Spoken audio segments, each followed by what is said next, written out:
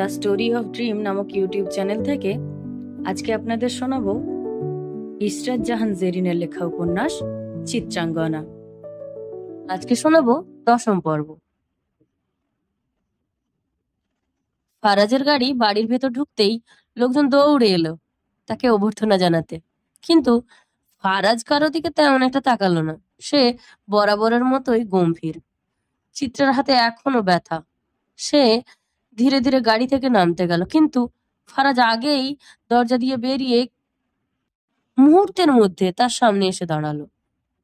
কোথায় যাচ্ছ বউ? ফারাজ একদম তার পথ আটকে দাঁড়ালো। চিত্রা বিরক্ত গলায় বলল, মরতে।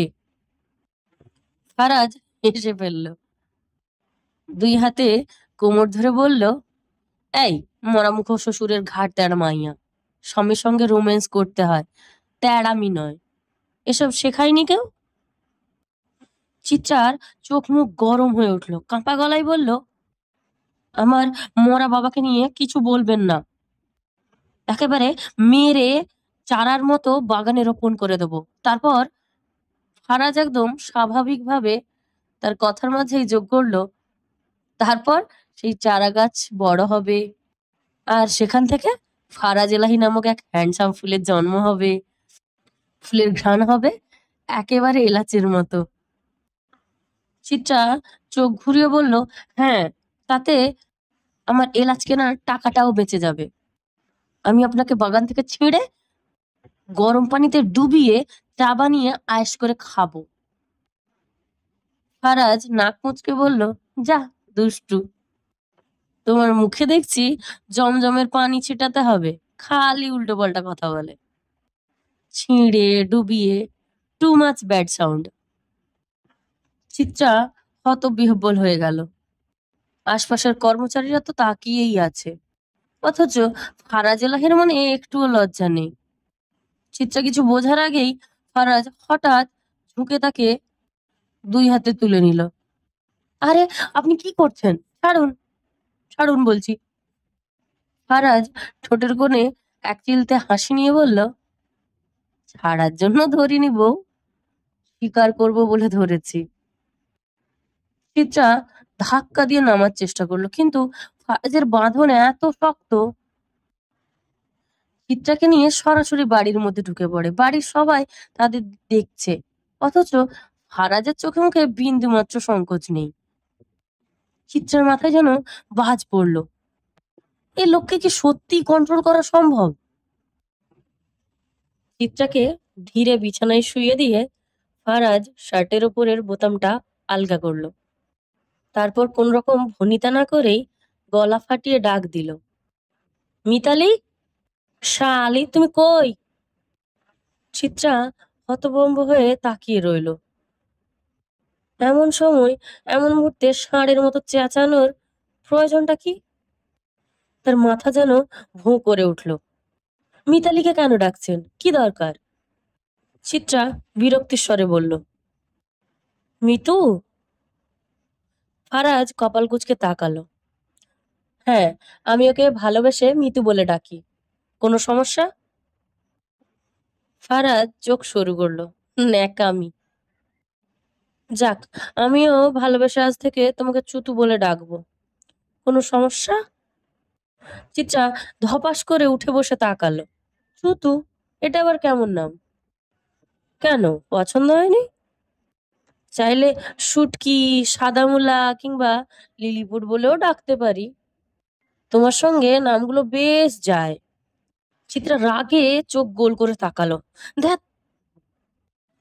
ফারাজ গলা নামিয়ে রহস্যময় কণ্ঠে বলল, বুঝতে পেরেছি, তোমার যে প্রেমের নেশা ধরেছে। এমন হ্যান্ডসাম স্বামী থাকলে নেশা ধরাটা স্বাভাবিক। I know, I know, don't worry. নেশাটা যেহেতু আমার কারণেই ধরেছে, তাই তা কমানোর দায়িত্বটাও আমার। চিত্রা কিছু বলার আগেই দরজা থেকে হুড়মুড় করে মিতালি হাজির হলো। শ্বাস নিতে কষ্ট হচ্ছে, সিঁড়ি বেয়ে দৌড়ে এসেছে। সে হাঁপাতে হাঁপাতে বলল, যে কালু। ফারাজ ভ্রু উঁচিয়ে তাকালো। কি রে, হাঁপানি রোগীর মতো নিঃশ্বাস ফেলছিস কেন? যাগে, আমার জন্য এক কাপ চা বানিয়ে আন। মিতালি মাথা ঝাঁকিয়ে সম্মতি জানিয়ে বলল, আচ্ছা, চায়ে চিনি কত দিমু? ফারাজ একটু ভেবে বলল, তোর যা ইচ্ছা, তবে বউয়ের মতো অত মিষ্টি যেন না হয়। পরে যদি অকালে সুগার লেভেল বেড়ে যায়, তখন তোর লোকে আমায় চিনি বাবা বলে ডাকবে। মিতালি কৌতূহল ভরা কণ্ঠে জিজ্ঞেস করলো, চিনি বাবা মানে কি খালু? ফারাজ এক সেকেন্ডের জন্য চুপ থেকে বলল, তোর ধ্যাৎ, কিছু না। যা, আমার বউয়ের মতো একটা কড়া করে চা বানিয়ে আন। চা আর সিগারেট একসঙ্গে না খেলে আমার আবার বাথরুম হয় না। যা। মিতালি অবাক হয়ে ফারাজের মুখের দিকে তাকিয়ে রইল। আর চিত্রা? সে চোখ বন্ধ করে দীর্ঘশ্বাস ফেলল। এই লোককে ঠিক করতে গেলে তার নিজেরই মাথা ঠিক থাকবে না। ফারাজ চা সিগারেট খেয়ে গোসলে চলে গেল। রাতে গোসল না করলে তার ঘুম হয় না। দুনিয়ায় পারমাণবিক বোমা নিক্ষেপ করলেও ফারাজ এলাহির গোসল করা চায়। তার একটাই কথা, দুনিয়া মারা খাক, তার শুধু গোসল করতে পারলেই হলো। গোসল শেষে চিত্রাকে রুমে দেখতে না পেয়ে ফারাজের মুখটা কালো হয়ে যায়। তার ওষুধটা যদি এমন দৌড়াদৌড়ি করে, তাহলে ফারাজ নিজের রোগ কি করে সারাবে? ফারাজ কালো ট্রাউজার আর টি শার্ট পরে নিচে নেমে আসলো। ফারাজের লুঙ্গির সঙ্গে দুশ্মনী আছে। শালা লুঙ্গি চিজটা একেবারে বেইমান, হুটহাট করে খুলে যায়। চিত্রার থেকেও এক ধাপ উপরে এই ধাপ্পাবাজ লুঙ্গি। চিত্রাকে তো ফারাজ কন্ট্রোল করতে পারে, তবে এই লুঙ্গির আয়ত্তে আসা তার পক্ষে সম্ভব হয়নি। ফারাজের মুসলমানির কথা, তাকে তার মা বিছানায় শুইয়ে রেখেছিল। লোকজন সবাই ফারাজকে দেখতে আসছিল। সবাই একটু পর পর লুঙ্গি উঠিয়ে ফারাজের মূল্যবান সম্পদ দেখে কত কি বলে চলে গেল। মানে কি একটা অবস্থা! মানুষ বলা নেই কওয়া নেই তার ইজ্জত দেখে চলে যাচ্ছে। বাবার বন্ধুর একটা মেয়েও তাকে সেদিন দেখতে এসেছিল, বয়সে ফারাজের সমানই। ওই শালিও ফারাজের লুঙ্গি তুলে ইয়েটা উম, দেখে ফিক করে হেসে বলেছিল, হি হি, সাদা কেচো। ফারাজ ব্যথায় সেদিন উঠতে পারেনি। যদি পারতো তাহলে ওই শালির চুল ছিঁড়ে দিত। সেই দিনের পর থেকে ফারাজ লুঙ্গি জিনিসটাকে ছোট লোকই মনে করে, হুটহাট খুলে যায়। একবার তো লুঙ্গির সঙ্গে ফারাজকে বেল্টও পরতে হয়েছিল, তাই ফারাজ লুঙ্গি পরে না। সে কেন লুঙ্গি পরবে? ওসব ছোট লোকেরা পরে। ফারাজ ভাবনা থেকে বেরিয়ে আসে। ওসব ভয়ানক দিনের কথা সে মনে করতে চায় না। ফারাজ নিচে এসে দেখে অন্দরমহলে সবাই মিলে আড্ডা দিচ্ছে, একসঙ্গে মিলে লুডো খেলছে। নদী ভাবি, ফারিয়া, নিরু আর মোহনা ভাবিও একসঙ্গে খেলছে। চিত্রা এক কোণে দাঁড়িয়ে খেলা দেখছে। ফারাজ চিত্রার দিকে এগোতে গেলেই একটা কল আসে তার ফোনে। অভ্র কল করেছে। ফারাজ অভ্রের কথাগুলো মনোযোগ সহকারে শুনলো। শেষে জবাব দিল, আমি আসছি, রান্না করে পার্সেল পাঠাতে হবে না? ভাই, আপনি সোহান পালোয়ানের সঙ্গে শত্রুতা কেন করছেন? মানে কুত্তার লেজে পা দিয়ে কামড় না খাওয়া অব্দি শান্ত হবেন না। 14টা ইঞ্জেকশন খাওয়ার এতই শখ? ফারাজ ঠোঁট বেঁকিয়ে বলল, আসছে আমার পালোয়ানের ওকালতি করতে। কয় টাকা সাদগা দিয়েছে রে কুদ্দুসের আব্বা তোরে? অভ্র মুখে বিরক্তি নিয়ে বলল, এই নামে ডাকা কবে বন্ধ হবে? বারবার কেন মনে করিয়ে দেন যে আমার বিয়ে হয় নাই? না মানে যেখানে বিয়েটাই হলো না সেখানে আবার বাপ হওয়া, এটা কি বিলাসিতা নয়? ফারাজ বুকে হাত দিয়ে চোখ বুজে বলল, উপস, কি কষ্ট রে মায়েরি, দুঃখে আমার পেছন ব্যথা করছে। অভ্র ভ্রু কুচকালো। কষা নাকি ভাই? দূর আছে আবার, আমার আবার কষা হবে কেন? আমি লিটার লিটার মদ গিলি। তবে দেখিস, সিঙ্গেল থাকার কষ্ট যেন তোর আবার কষা না হয়ে যায়। Be careful. তোর কষা হয়ে গেলে তো তুই আমার থেকে বেশি বাথরুমকে সময় দিবি। না বাবা, আমার থেকে অন্য কিছুকে বেশি সময় দেওয়া আমি মানতে পারবো না। এসবে আমার মেজাজ খারাপ হয়। রাগে মূল্যবান জিনিসগুলো জোনাকির পুক্কির মতো জ্বলে ওঠে। অভ্র বিষম খেলো। ছোট থেকেই ফারাজের সঙ্গে আছে সে, অথচ মানুষটার মধ্যে বিন্দু মাত্র পরিবর্তন লক্ষ্য করে না সে। মানুষ নাকি পরিবর্তনশীল? তাহলে এই এলাহি কেন এমন? তবে কি সে মানুষ নয়, নরপিশাচ? ভাই, আপনার কথাবার্তা শুনে মনে হচ্ছে পরিস্থিতি খুব স্বাভাবিক, অথচ আপনি আজকে কাজটা কি করলেন? হারুনের কলিজা ভুনা তারই গুরুকে খাইয়ে দিলেন, সঙ্গে আবার চিরকুটো। ফারাজ হেসে বলল, গুরুকে নয়, গরুকে খাইয়ে দিয়েছি। কেন হে শালা, তোমারও কি খাওয়ার ইচ্ছে আছে নাকি? কাম, তোমারটা বের করে রান্না করি, তারপর কবরে পার্সেল পাঠাবো।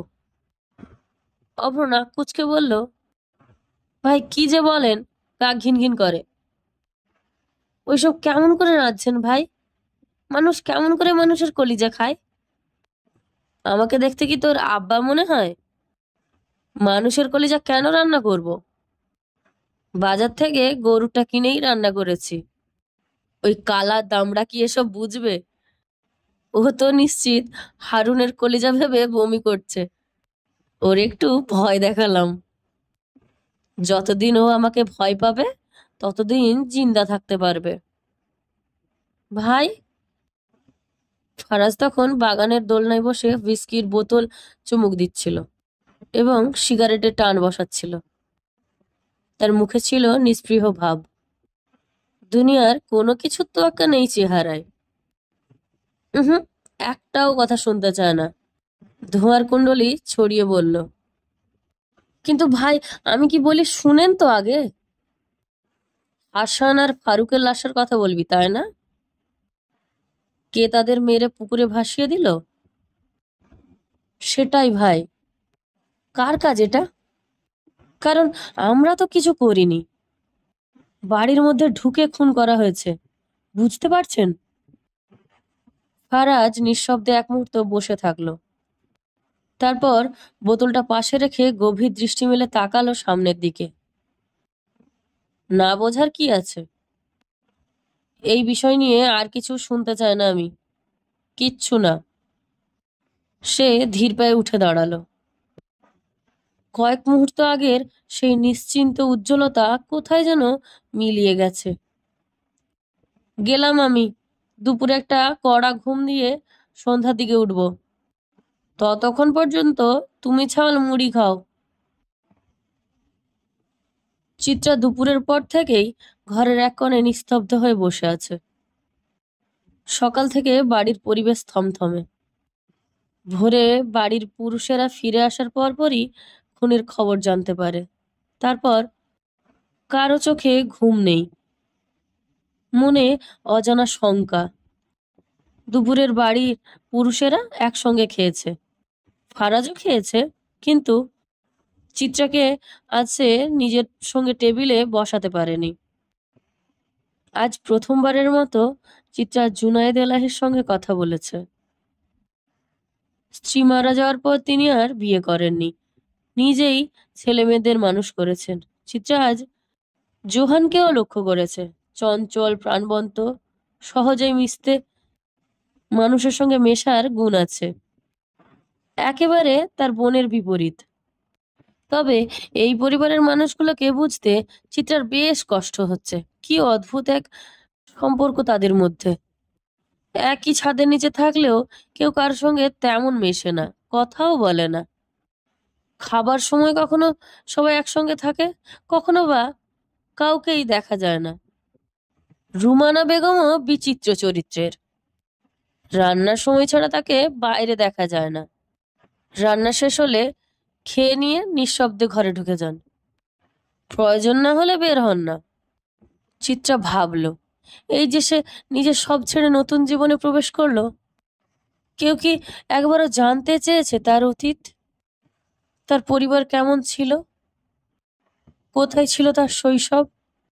শ্বশুর শাশুড়ির তো অন্তত এই প্রশ্নগুলো করা উচিত ছিল।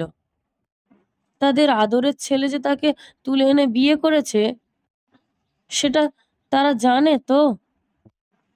ফারাজ যদি তাকে সেদিন নিয়ে না যেত, তাহলে আজ কি হতো? সেই বৃদ্ধ লোকটার হাতেই কি তার জীবনটা সঁপে দিতে হতো? ভাবতেই চিত্রার গা গুলিয়ে উঠল। আর সোহাগের কথা তো সে ভাবতেই চায় না। বিশ্বাসঘাতকদের জন্য তার মনে একটুও জায়গা নেই, যত কাছেরই হোক না কেন। চিত্রার মুখে এক ব্যঙ্গাত্মক হাসি ফুটল। বিশ্বাসঘাতক কি কখনো পর হয়? না, আমরা যাদের সবচেয়ে বেশি বিশ্বাস করি, ভালোবাসি, তারাই একদিন আমাদের পিঠে ছুরিকাঘাত করে। প্রকৃত বিশ্বাসঘাতক তারাই। চিত্রা ধীরে ধীরে আলমারির দিকে এগোলো। আলমারি সহ এই ঘরের চাবি ফারাজ তার হাতে তুলে দিয়েছিল। নাও, আজ থেকে এইসব তোমার, এমনকি আমিও। লোকটা ঠোঁট কাটা, কিন্তু পিছনে কথা বলার অভ্যেস নেই। এমন ব্যক্তিত্ব চিত্রার পছন্দ। সেদিন যখন ফারাজ তাকে তুলে নিয়ে যায়, তখন সে মামিকে মিজান সাহেবের চেয়েও বেশি টাকা দিয়েছিল, কিন্তু একবারও সে বলেনি আমি চিত্রাকে কিনে নিয়ে যাচ্ছি। বরং বলেছিল, এতগুলো বছর আমার বউকে খাইয়েছেন, পরিয়েছেন, সেসব তো চুকাতে হবে। মিসেস ফারাজ এলাহি কারো কাছে দায়বদ্ধ থাকবে, তা স্বামী হিসেবে কি করে মেনে নেই বলুন তো? টাকাগুলো দিলাম, যেন আমার বউটার উপর কোনো দায় না থাকে। কম মনে হলে চেয়ে নেবেন, আমার অনেক আছে, দিতে অসুবিধা নেই। অথচ চিত্রা বিয়ের পর থেকেই সেই ফারাজের সঙ্গে দূরত্ব বজায় রেখেছে। এই অভিমান পুষে রেখে লাভ কি? অনাথদের কি অভিমান মানায়? তাদের রাগ করতে নেই, জেদ ধরতে নেই, শুধু মেনে নিতে হয়। মেনে নিতে পারলেই জীবন সুন্দর। চিত্রার চোখের সামনে ভেসে উঠল তালুকদার বাড়ির স্মৃতি, তার নিজের বাড়ির স্মৃতি। বাজিতপুরে সেই অট্টালিকা আর শুধুই ধ্বংসস্তূপ। তালুকদার বংশের অস্তিত্ব মুছে গেছে, এক রাতেই সব শেষ হয়ে গেছে। বিয়ে বাড়ি পরিণত হয়েছিল শোকের বাড়িতে। যদি সেদিন চিত্রাও আগুনে পুড়ে ছাই হয়ে যেত, তাহলে হয়তো এই দুনিয়ার আগুন তাকে, যন্ত্রণা তাকে বইতে হতো না। দুনিয়া ফারাজ এলাহের নীতির মতো, যা দেয় তার চেয়েও বেশি কেড়ে নেয়। চিত্রা আলমারির দরজা খুলল। আলমারি সাজানো দামি পোশাক, প্রসাধনী, অলংকার, এসব সে আগে কখনো দেখেনি। ফারাজ সত্যি যদি তাকে ভালো না বাসতো, তাহলে এত কিছু কেন করতো? আজকাল শুধু দায়িত্বের খাতিরে এত কিছু কেউ করে না। এই বাড়িতে আসার পর তার মনে হচ্ছে নতুন জন্ম হয়েছে। আদৌ কি এটা তার পুনর্জন্ম, নাকি সবই কেবল একটা স্বপ্ন? স্বপ্ন কেবলই ছলনা হয়, আর ছলনা মানেই ভয়। ভয়, খুব ভয়। আগুন সুন্দরী? চিত্রা চমকে উঠে পিছনে তাকালো। ফারাজ দরজায় দাঁড়িয়ে আছে, টলমল করছে। মদের গন্ধ এতটাই তীব্র যে শ্বাস নিতে কষ্ট হচ্ছে। মদ খেয়ে কি একটা অবস্থা করেছেন, পুরোই মাতাল হয়ে গেছেন। ফারাজ হঠাৎ চিত্রার হাত টেনে নিজের কাছে নিয়ে এলো, বুকের সঙ্গে জড়িয়ে বলল, আমায় মদে মাতাল করে না, করেছে তোমার কাজল কালো দুটো চোখ। কি তীক্ষ্ণ তার চাহনি, কি তার তেজ! আমায় মাতাল করার জন্য তোমার চাহনিই যথেষ্ট, প্রিয়তমা। এভাবে তাকিও না, ঘায়েল হয়ে যায় তো।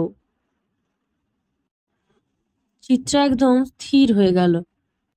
ফারাজ তার ঠোঁটে হালকা পরশ বুলিয়ে দিল, পরশ বুলিয়ে নিজের অধিকার ঘোষণা করল। তোমার চোখ আমায় মাতাল করে, হিয়া করে ব্যাকুল।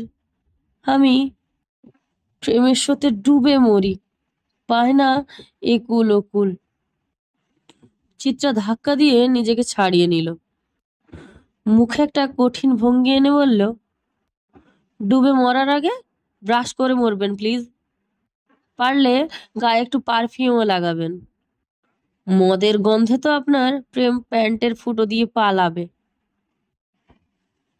ফারাজ কিছুক্ষণ চিত্রার দিকে হতবাক হয়ে তাকিয়ে থাকলো, তারপর দ্রুত নিজের নিচের দিকে তাকালো। কই, চেন তো লাগানোই আছে, তাহলে বউ তার ফুটো পেল কই? নীরু আয়নার সামনে দাঁড়িয়ে লিপস্টিক ঘষছে, গাঢ় মেরুন রং, ফারাজ ভাইয়ের পছন্দের রং। আজ সে মেরুন রঙের কামিজও পরেছে। সে নিশ্চিত ফারাজ ভাই তাকে আজ দেখেই ফিদা হয়ে যাবে। হঠাৎ চিত্রার কথা মাথায় আসে। নাক কুচকায় নীরু। ঝামেলাটা দমকা হাওয়ার মতো তার ফারাজ ভাইকে কেড়ে নিয়েছে।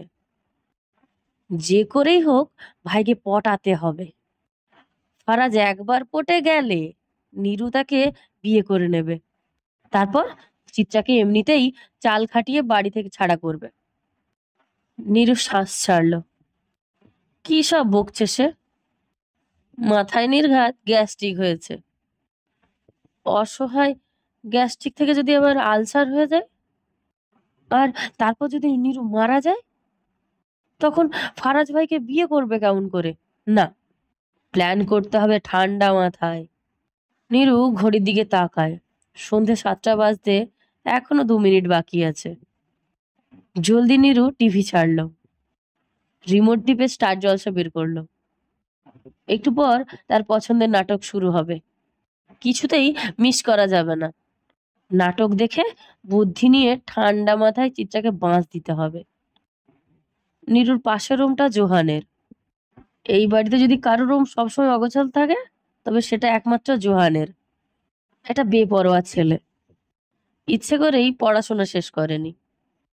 শ্যামবরণ, লম্বাটে গড়ন, উস্কো খুস্কো চুল, দেখলে মনে হয় চিরুনির ধার মাড়ায়নি বহুদিন।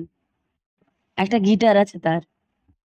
বিকেল হলেই সেটা নিয়ে বেরিয়ে পড়ে বন্ধুদের সঙ্গে, সারা বছর ভণ্ডামি করে বেড়ায়।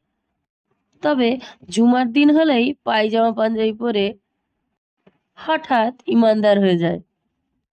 এই যে, এই সন্ধ্যায় গোসল করতে গেছে, ফাটা গলায় গান গাইছে, সেই কর্কশ শব্দটাও এখান থেকে শোনা যাচ্ছে। নীরুর সিরিয়াল দেখতে খুব কষ্ট হচ্ছে, মন চাইছে টিভিটা তুলে ভাইয়ের মাথার উপর ভেঙে ফেলে।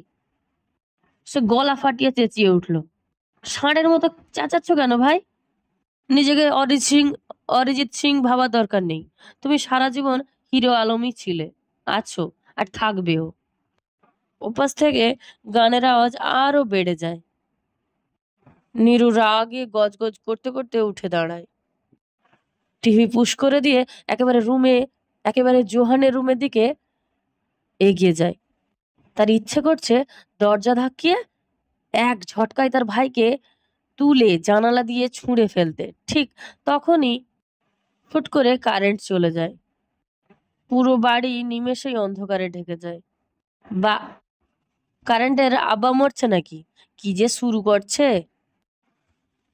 নীরু মোমবাতির জন্য অন্ধকার ঘরে রান্নাঘরের দিকে যেতে নিলে কেউ একজন পেছন থেকে তার কাঁধে হাত রাখে।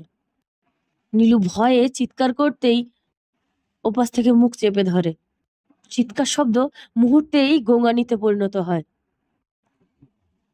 আস্তে, মানুষ তো ভাববে বাড়িতে চোর ডাকাত ঢুকেছে। অভ্র ধীরে ধীরে নীরুর মুখের ওপর থেকে হাত সরিয়ে নিল, তারপর ফোনের ফ্ল্যাশ লাইট জ্বালালো। নীরু ক্ষোভে গলা চড়িয়ে বলল, আপনার এত বড় সাহস, আমার মুখে হাত দিয়েছেন? অভ্র ঠোঁটের কোণে এক চিলতে হাসি টেনে শান্ত গলায় জবাব দিল, ও, মুখে হাত দেওয়াটা ভালো লাগেনি? হাতটা অন্য কোথাও দেওয়ার দরকার ছিল বুঝি? নীরুর মুখ শুকিয়ে গেল। ভ্রু কুঁচকে বলল, অভ্র ভাই? অভ্র চোখ নামিয়ে এক মুহূর্ত চুপ করে রইল। তারপর চাপা স্বরে বলল, ছি, এভাবে বললে মরে যায়। আসেন ভাই, একসঙ্গে খাই। উয়া! এসব কই থেকে শিখেছো? নিশ্চয়ই ফারাজ ভাইয়ের থেকে শিখেছো। নীরু ভেমচি কাটল, বলল, কমু না। বিদ্যুৎ ফিরে আসতেই নীরুর চোখ মুখ উজ্জ্বল হয়ে উঠল। আগের মতো দীপ্তি ফিরে এসেছে তার চোখের চাহনিতে। যাক, অবশেষে নাটকটা দেখা হবে। নীরু সুন্দর, তবে গায়ের রংটা চাপা। চাপা বললেও ভুল হবে, উজ্জ্বল ফর্সা বলা চলে। ছোটবেলায় চাপাই ছিল, দিনকে দিন রূপচর্চার বদলতে বেশ উন্নতি হয়েছে। টেনে টুনে ম্যাট্রিক পাস করেছে, এবার কলেজে ভর্তি হয়েছে।